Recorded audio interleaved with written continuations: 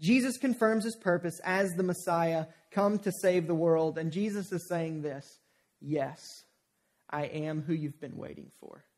I am the fulfillment of all of your longings. I am the warrior come to slay the dragon. I am the prince come to kiss the sleeping beauty and to wake her up. I am the king come to make everything right. I imagine when the disciples see that Jesus confirms, yep, that's me, they start getting really excited. And then what Jesus continues, he tells us how he's going to accomplish that. He says, yeah, I'm a king come to set everything right, and this is how it's going to happen. I'm a king to end all kings, and I must go to a cross. How will Jesus accomplish his purpose? And he began to teach them that the Son of Man must suffer many things and be rejected by the elders and the chief priests and the scribes and be killed, and after 3 days rise again. And he said this plainly. Now we see in other things, when he's telling parables or when he's kind of giving a picture or a metaphor for things, he's speaking in these stories and people don't really understand it. But Mark makes sure that we understand Jesus isn't telling a story.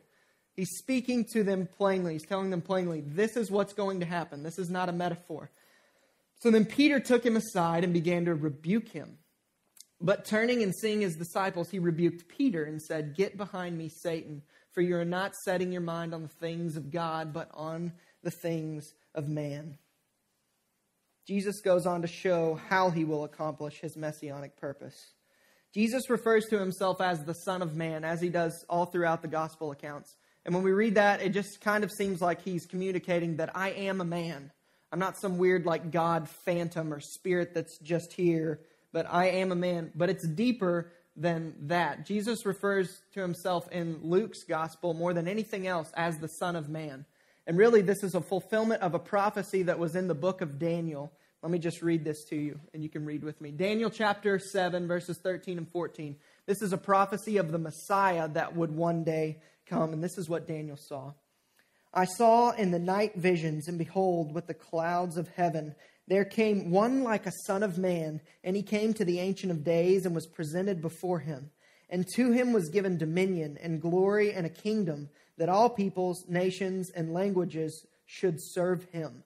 His dominion is an everlasting dominion, which shall not pass away, and his kingdom one that shall not be destroyed.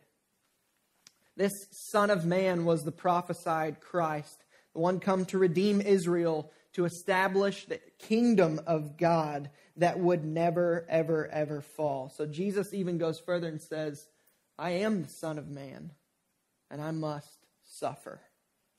I'm not coming to conquer in the way that you thought I was going to come and conquer, but I've come to conquer the way that I know that I must, and I must do all of these things.